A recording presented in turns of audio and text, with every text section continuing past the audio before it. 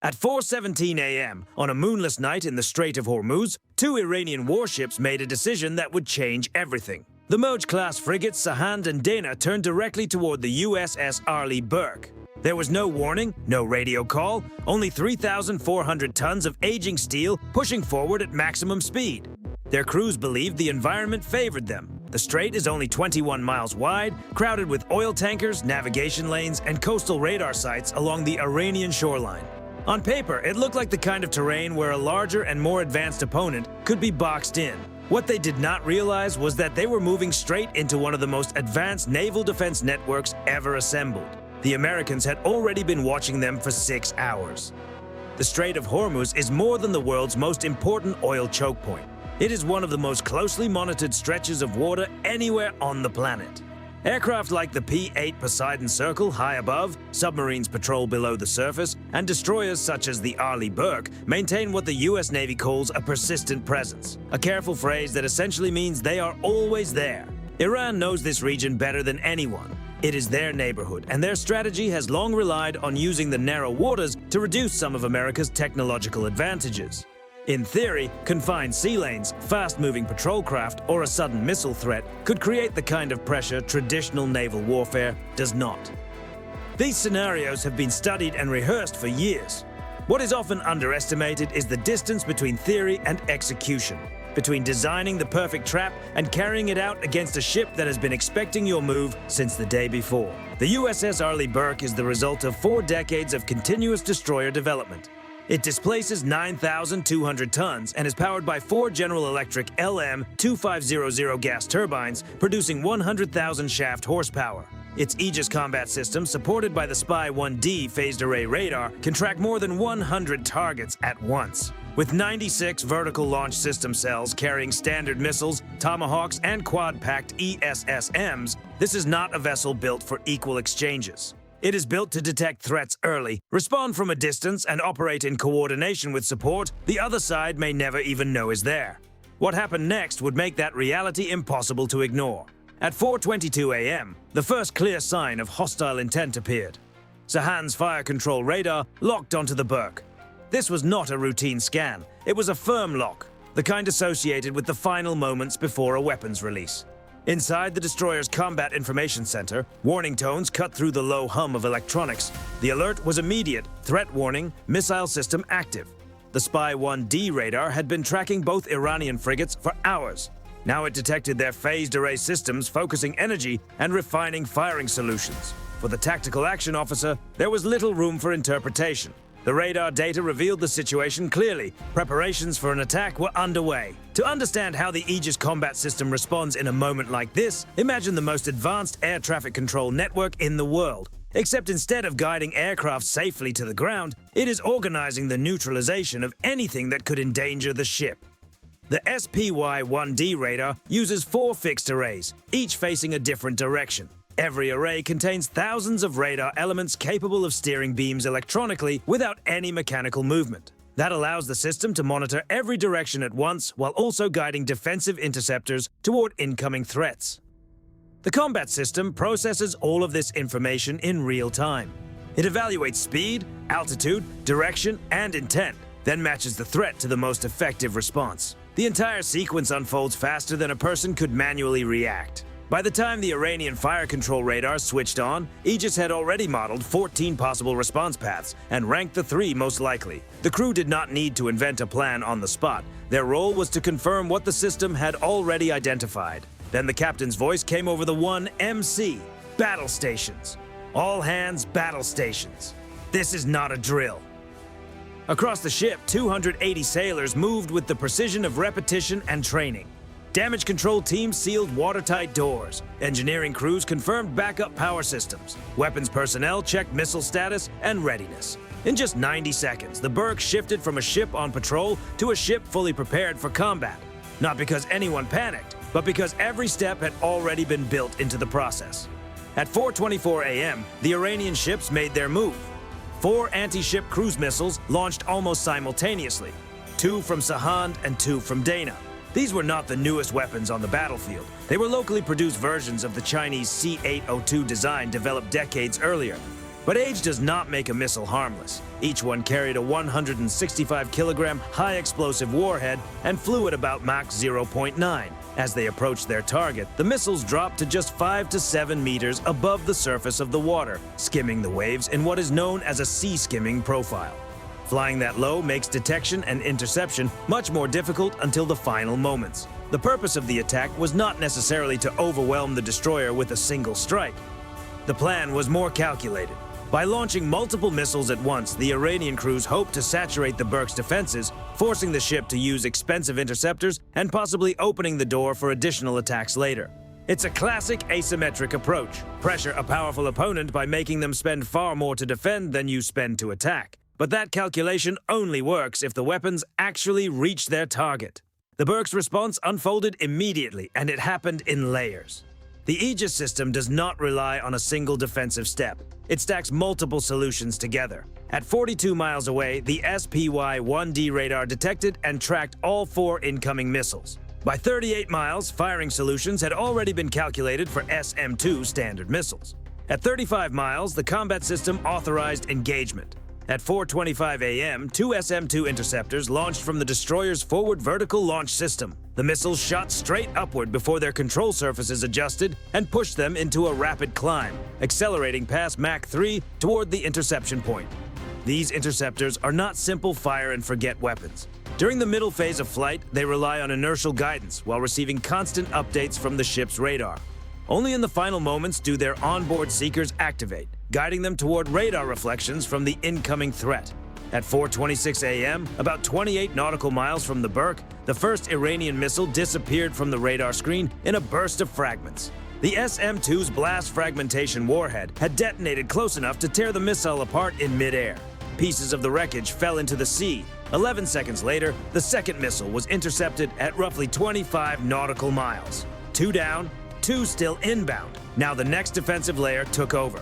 The remaining missiles continued closing the distance, and the system switched to ESSM interceptors, the Evolved Sea Sparrow missile. These are designed to fill the space between long-range interceptors and the ship's final defensive systems. They are smaller than the SM-2 but even faster, reaching about Mach 4 and capable of extreme maneuvering during the final engagement. At 4:27 a.m., 2 ESSMs launched from quad-pack cells inside the vertical launch system. Both missiles climbed quickly before diving toward their targets. The first destroyed the third incoming missile at a distance of 12 nautical miles. The second interceptor eliminated the final missile at just 8 nautical miles from the destroyer. From the moment the missiles were detected to the final intercept, only 2 minutes and 41 seconds had passed. By the time many sailors were still moving into their battle stations, the entire missile attack had already been stopped. 4 missiles launched, 4 missiles intercepted, no hits, no damage. The outcome followed the same pattern that countless defense simulations had predicted. Attacking a modern naval air defense system is far more complicated than it might appear on paper. But the Iranian crews were not finished yet. At 4:28 a.m., the next phase began. Both frigates opened fire with their main naval guns. The weapon was the Fajr 27, a 76mm cannon based on the Italian OTO Melara design. It can fire up to 85 rounds per minute and reach targets up to 17 kilometers away. The 2 ships began sending shells toward the Burke as fast as their guns could cycle. The goal was not pinpoint accuracy, it was volume. Enough incoming fire to challenge the destroyer's close-range defenses, create pressure, and force mistakes. But confusion only works when the opponent is caught off guard. And the Burke had been watching those guns since the moment they were loaded 6 hours earlier. As the shells began flying, the destroyer activated its AN/SLQ-32 electronic warfare suite. This system does not launch missiles or fire bullets. Instead, it manipulates the battlefield in a different way. It studies enemy radar signals and then broadcasts powerful interference on the same frequencies. The result is a storm of false echoes and phantom targets. To the Iranian gunners, their radar screens still showed the Burke, but not exactly where it really was. What the Iranian crews were actually firing at was not the Burke's real position, but an electronic illusion created by the destroyer's jamming systems. Their shells crashed into open water nearly 400 meters away, burning through ammunition, losing precious time, and at the same time exposing exactly where the frigates were and what they were capable of. At 4:30 a.m., the Burke's captain gave the order. Weapons free, engage surface targets. The Iranians had fired first. they had launched anti-ship missiles at a U.S. warship. Everyone inside the Combat Information Center understood the significance of that moment. This was not a sudden escalation. It was a direct and measured response, and from that point on, it was unavoidable. The destroyer did not need to close the distance or make a dramatic maneuver. The SM-2 Standard missile, while built primarily for air defense, also has a secondary anti-surface capability, and against ships that were still close to their last known position, because they were focused on firing guns at a target they were not actually hitting. That capability was more than enough. At 4:31 a.m., two SM-2 missiles launched. This time, they did not climb for a high-altitude intercept. They followed a lower surface attack profile, moving fast and staying on a direct path toward the Iranian frigates. The launches were detected. Both ships immediately attempted defensive maneuvers, turning hard to port and starboard, while bringing their 30mm close-in weapon systems online. Those guns could fire between 4,000 and 7,000 rounds per minute. On paper, that sounded impressive. In reality, they had never been tested against a Standard missile closing in at around Mach 3. At 4:32 a.m., the first SM-2 struck Sahand near midships. The impact alone was severe. A missile weighing more than 1,500 pounds and traveling at extreme speed does enormous damage even before the warhead functions. When it detonated inside the frigate's structure, the blast and fragmentation tore through internal compartments. Fires broke out across the main deck, and secondary blasts followed as onboard ammunition began to ignite. 8 seconds later, the second SM-2 hit Dina. The point of impact was nearly the same, and so was the outcome. In less than 20 seconds of direct engagement, both Iranian frigates had been put out of action.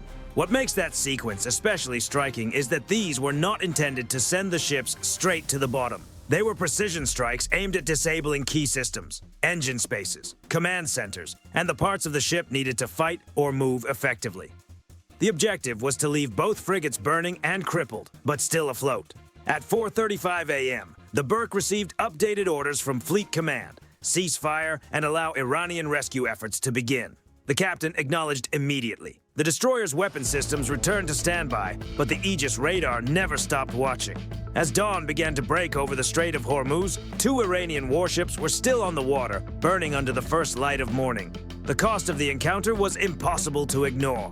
Iran had launched 4 anti-ship cruise missiles, each valued at roughly $1.2 million for a total of $4.8 million, and none reached the target. On top of that, around 3,400 rounds of 76mm ammunition had been fired at about $100 per shell, adding another $340,000 spent without effect. And then there were the ships themselves. The two March-class frigates represented roughly $400 million in construction, training, and operational investment. The final price was not only counted in equipment and ammunition, but also in the damage done to naval confidence, combat readiness, and the credibility of the operation itself. The exact number of casualties has never been publicly confirmed, but each frigate carried a crew of roughly 120 to 140 sailors. On the American side, the response involved 4 SM-2 Standard missiles. Each interceptor costs about $2.4 million, bringing the total to roughly $9.6 million. 2 ESSM interceptors were also launched earlier in the engagement, adding another estimated $1.8 million. Altogether, the U.S. Navy spent around $11.4 million during the entire defensive and counterstrike sequence. The result was clear: 0 casualties aboard the USS Arleigh Burke, 0 damage to the ship, and no interruption to its patrol mission. But the true impact of the encounter goes far beyond financial calculations or damaged equipment. The real value lies in deterrence. Navies and military planners around the world pay close attention to events like this. What they saw was how quickly a modern naval force can identify a threat, process the situation, and respond. There was no prolonged exchange, no dramatic standoff, just a rapid and calculated response executed with remarkable precision. The Iranian ships had been monitored from the moment they left port. When their missiles were launched, defensive systems were already prepared. Interceptors were airborne long before those incoming weapons had even covered half the distance to their intended target. One of the most telling details is what never had to be used. The Burke's Phalanx close-in weapon system, the well-known 20mm rapid-fire gun designed as the ship's final defensive layer, never activated. That system, capable of firing around 4,500 rounds per minute, is meant for the last seconds of defense when a threat has slipped through everything else. In this case, the engagement was resolved far beyond that point, at distances where the opposing ships could not even visually identify their target. That reality highlights a central principle of modern naval warfare. The side with better sensors and longer range systems controls the engagement. The Strait of Hormuz narrows to about 21 miles at its tightest point. The Iranian strategy depended on the belief that restricted waters would reduce the advantage of advanced technology. But the encounter demonstrated the opposite. The Burke intercepted 4 incoming missiles before they could close to 8 nautical miles. It then carried out precision counterstrikes from distances well beyond visual range, disabling both attacking frigates without needing to maneuver closer. Geography turned out to matter far less than sensor range. In essence, the Iranian ships prepared for a regional engagement, while the system they faced was operating with capabilities designed for a global battlefield. That is how modern deterrence often works in reality. Not through dramatic displays or loud warnings, but through consistent readiness and the ability to execute complex operations with speed and accuracy. The attacking ships had the initiative. They had the advantage of operating close to home waters. They had prepared for the scenario. Yet within minutes, their offensive capability had disappeared, leaving 2 damaged vessels drifting in the early morning light. If you found this analysis interesting, consider subscribing and sharing the video. Your support helps bring more detailed breakdowns of modern military operations and the technology that shapes them.